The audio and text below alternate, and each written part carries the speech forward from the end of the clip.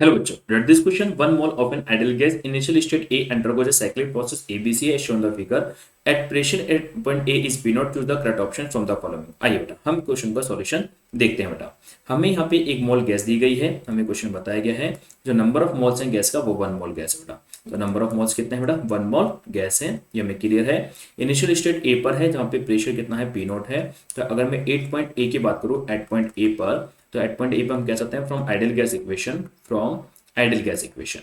तो ideal gas equation क्या कहती है कि ए पर प्रेशर पी नॉट है, ए पर वॉल्यूम वी नॉट है, नंबर ऑफ मोल्स आपके एन है और आर और ए पर टेम्परेचर टी नॉट है। तो नंबर ऑफ मोल्स आपके कितना है? 1। तो पी नॉट वी नॉट जो है आपका यहाँ पे आर टी नॉट के बराबर हो जाता है।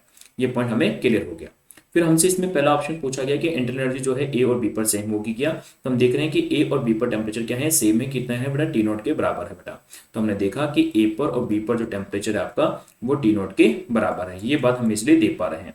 और जो इंटरनल एनर्जी होती है गैस के मॉलिक्यूल्स की, उसका फॉर्मूला क्या होता है? F/2 nRT होता है। F वहाँ पे डिग्री ऑफ फ्रीडम होते हैं, N नंबर ऑफ मोल्स होते हैं और R क्या होता है? गैस कांस्टेंट होता है। तो इंटरनल एनर्जी का फॉर्मूला क्या होता है? F/2 nRT होता है बेटा।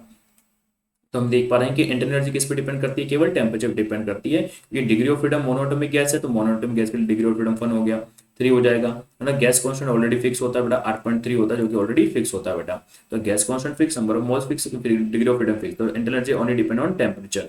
टेम्परेचर ए और बी पे सेम है तो हम कह सकते हैं कि इंटरनल एनर्जी भी ए और बी पर क्या होगी बेटा? सेम होगी। मतलब पहला स्टेटमेंट जो हमें बोला गया है कि टेम्परेचर सेम है तो इंटरनल सेम होगी, एकदम सही है बेटा। Work done by the process in AB, अगर एबीएम प्रोसेस को देखें तो यहाँ पे टेम्परेचर कांस्टेंट है और जब टेम्परेचर कांस्टेंट होता है तो ऐसे प्रोसेस को हम बोलते हैं आइसोथर्मल प्रोसेस बेटा।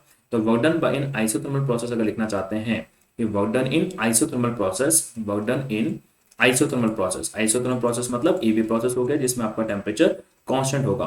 तो आइसोथर्मल प्रोसेस में जो वर्क डन का फॉर्मूला होता है बेटा, वो फॉर्मूला हम जानते हैं कि वो फॉर्मूला क्या होता है? N R T, N number of moles, R और ए पर टेम्परेचर, और एल एन बी से ए से बी पे जा रही हो तो बी पर वॉल्यूम अपन ए पर वॉल्यूम बेटा।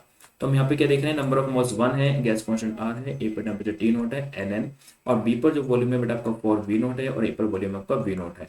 वी नॉट से वी नॉट कर गया तो हम देख पा रहे हैं कि बर्डन जो है आपका आर टी नॉट आ जाता है, एन एन अपॉन इंटू 4 आ जाता है बेटा। और आर टी नॉट का वैल्यू हमने पहले ही देख लिया है कि जो आर टी नॉट का वैल्यू है बेटा आपका पी नॉट वी नॉट के बराबर है। तो आपका जो वर्डन है ए से बी जो आ गया है वो आ गया पी नॉट वी नॉट और एल एन 4 आपका आंसर हो जाता है बेटा। ये वर्डन इन ए बी प्रोसेस हो जाता है, ये भी हमने देखा। जो हमें ऑप्शन में गिवन है work done in A B process P not V not L N की पावर 4, तो वो एकदम एक्यूरेट आंसर है, एकदम बात सही बोली गई है कि P not V not L N 4 होगा।